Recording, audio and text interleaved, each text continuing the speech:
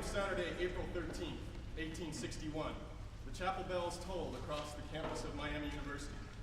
The students assembled, and President John W. Hall stood up to speak.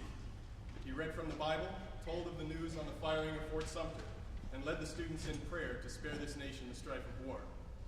Before he dismissed the students, he urged them to keep their heads and to go back to their rooms and study for Monday recitations.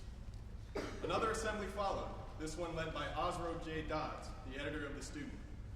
"I do not know how you feel," he said, "but as for myself, I am determined to offer my services to the governor of Ohio." A sheet of paper was passed around, and the students signed their pledge to enlist. The University Rifle Company, 35 students strong, began to drill and practice up and down an unpaved high street. Meanwhile, a squad of Southern students began marching on the far side of the main academic building. Miami was a college divided. On April 22nd, the University Rifle Company marched up High Street to the small train station that still stands today. There they joined a group of Confederate students. Together the boys boarded the train headed for the Hamilton station.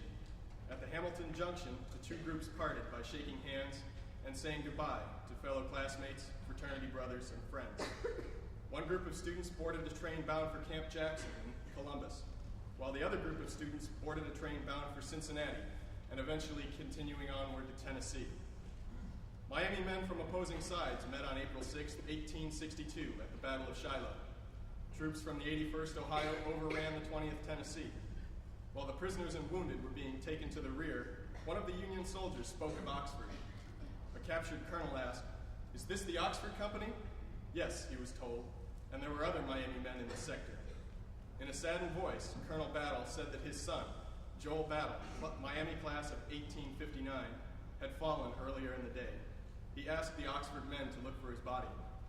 On the morning of April 8th, silence had returned to the Shiloh woods, and John Lewis of the 41st Illinois and Cliff Ross of the 31st Indiana walked the battlefield where the Tennessee Brigade had fallen.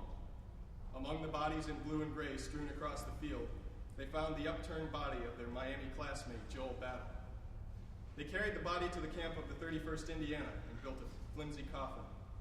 With the help of a third Miami man, John R. Chamberlain of the 81st Ohio, they buried Joel Battle and marked his grave with a white slash on an oak tree.